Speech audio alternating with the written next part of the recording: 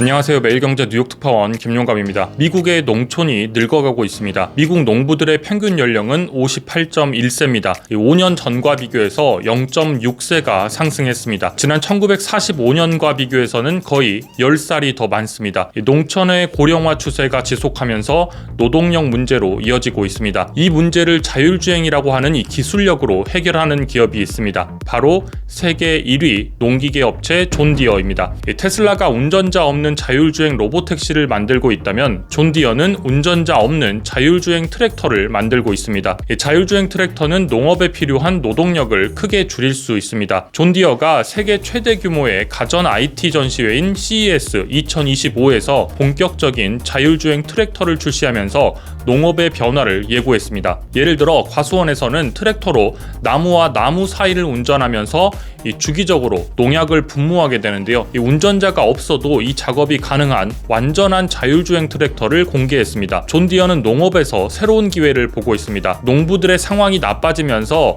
새로운 트랙터를 구매하기 어려워지자 농부들의 구독 수익 확대를 목표로 하고 있습니다. 농촌의 노동력이 사라지는 가운데 과거 노동력이 받았을 이 월급을 기술력에 대한 구독료로 받는 그림을 그리고 있습니다. 오늘은 농업계의 테슬라라고 할 수 있는 세계 1위 농기계 업체 존 디어에 대한 이야기를 준비했습니다. 존 디어는 농부들에게 구독료를 받을 수 있을까요? 존 디어는 오랜 역사를 지닌 기업입니다. 회사명은 창립자의 이름에서 따왔습니다. 1804년생인 존 디어는 미국 버몬트주 러틀랜드에서 태어났습니다. 존 디어는 젊은 시절을 대장장이로 보냈습니다. 그러다 1836년 뉴 잉글랜드 지역을 떠나서 새로운 기회를 찾아 일리노이주로 이동했습니다. 이 일리노이의 토양은 뉴 잉글랜드와는 또 달랐습니다. 점성이 높아서 흙이 쟁기에 달라붙었습니다. 이 지역의 농부들은 쟁기에 흙을 긁어내야 했습니다. 그래서 존 디어는 1837년에 당시에 사용하던 이 주철의 쟁기 대신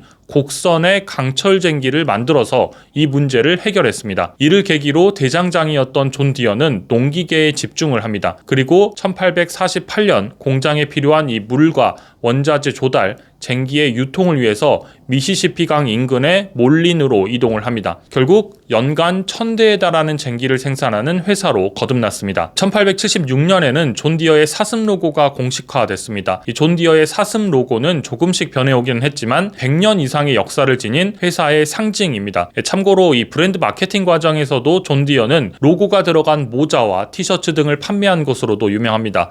또 이 조지 클루니 등 유명 배우가 존 디어의 사슴이 그려진 이 녹색 모자를 쓰면서 패션 아이템으로 자리 잡기도 했습니다. 다시 돌아가서 1910년대는 오늘날의 존 디어가 탄생한 시기라고 할 수가 있는데요. 이 기간에 직원 수는 3배 이상 증가하면서 8,500명이 됐고 오늘날 존 디어를 상징하는 트랙터 시장에 진출했습니다. 1912년에 뉴욕 증권거래소에 상장을 했고 1918년에 이 워터루 가솔린 엔진 컴퍼니를 225만 달러에 인수하면서 트랙터와 엔진 사업을 시작했습니다. 1900년대 중반에는 농업 장비 부문에서 글로벌 리더로 거듭났고 1963년에는 잔디라든가 정원을 가꾸는 용도의 트랙터 혹은 이 제설기와 같은 시장까지 사업 영역을 확장했습니다. 오랜 역사 기간 동안 그런데 순탄한 길만 걸어오지는 않았습니다. 1987년 창립 150주년을 맞았을 당시에 존 디어는 2억 2,930만 달러의 손실을 기록하기도 했습니다. 전국적인 농업의 불황으로 어려움이 찾아왔습니다. 이 과정에서 존 디어의 인기 모델 가운데 하나인 이 농업용 소형 운반차 게이터를 출시하기도 합니다. 이외에도 존 디어는 끊임없이 새로운 제품들을 출시하면서 위기를 극복해 왔습니다. 존 디어를 다시 주목하는 이유도 새로운 변화의 시기라고 할 수 있기 때문입니다. 동시에 반드시 변화가 필요한 시기이기도 합니다. 존 디어의 주가를 보면 팬데믹이 시작된 2020년 3월 110달러 수준이던 주가가 1년여 만에 400달러에 육박합니다. 팬데믹 시기에 엄청난 상승을 합니다. 존 디어는 미국과 캐나다에서 판매되는 이 트랙터의 약 3분의 2 정도를 차지하고 있는데요. 사람들이 팬데믹 기간에 낮아진 이자율과 이 정부 지원금에 힘입어서 새로운 장비를 많이 샀습니다. 이에 존 디어의 주가도 크게 올랐습니다. 하지만 최근 분위기는 마냥 웃을 수 없는 상황입니다. 상황입니다. 작년인 2024년 연간 매출을 보면 약 517억 달러로 전년 대비 16%가 감소했습니다. 특히 최근 분기인 4분기에는 매출이 111억 달러로 전년 대비 감소폭이 28%에 달합니다. 주당 순이익도 연간으로 봤을 때는 26%가 줄었는데 이 4분기에는 전년 대비해서 45%가 감소했습니다. 원인은 수요 부진입니다. 이 농기계에 대한 판매 감소세가 심화하고 있습니다. 올해도 어려운 영업 환경은 지속될 것으로 전망이 되고 있는데요. 매출도 10% 이상 감소가 예상되고 있고 순이익 가이던스로 50에서 55억 달러를 제시하고 있는데 이는 순이익 규모가 작년에 30% 하락한 데 이어서 올해도 전년 대비 23에서 30% 정도는 하락할 것이라는 겁니다. 정리하자면 팬데믹 이후에 강력했던 이 판매를 경험하던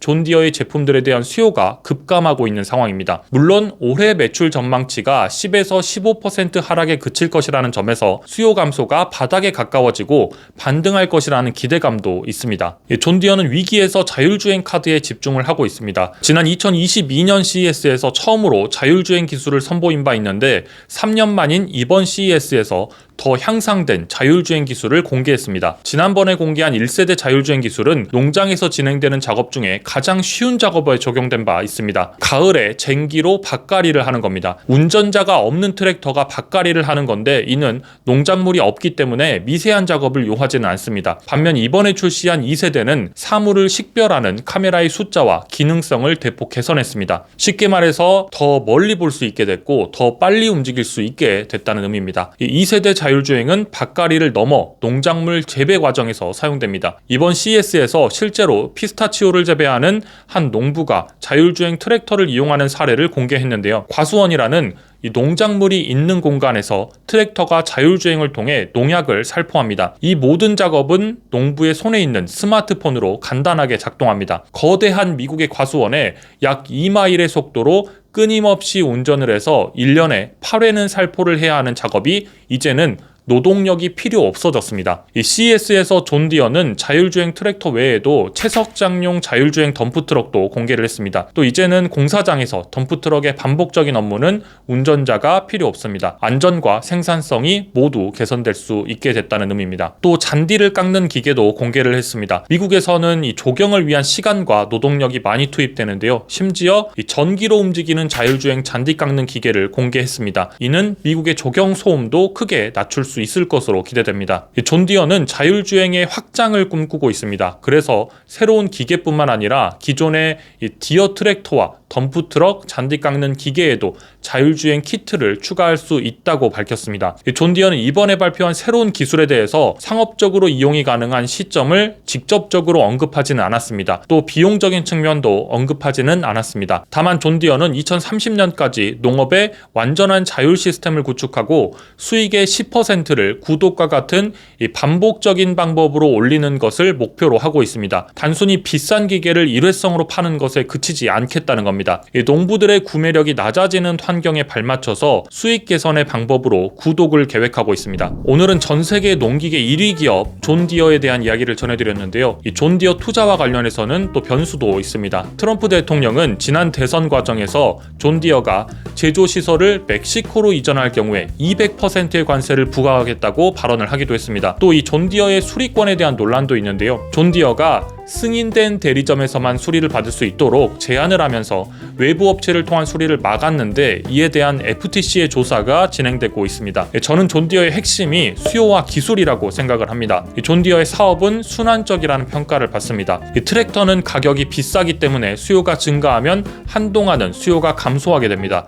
동시에 이자율 수준, 농장의 소득 등과도 연계되어 있습니다. 농촌에는 여전히 수명이 남은 트랙터들이 굴러다니고 있습니다. 그리고 존디어는 편의성을 개선한 새로운 기술력을 선보이고 있습니다. 즉 수요가 아직 바닥을 찍고 반등하는 시점이 아니지만 이 상황에서 자율주행이라고 하는 이 기술력이 농부의 지갑을 열 수 있을지가 관건입니다. 오늘 영상 재밌게 보셨다면 매경 월가월부 구독과 좋아요, 댓글까지 부탁드리겠습니다. 감사합니다.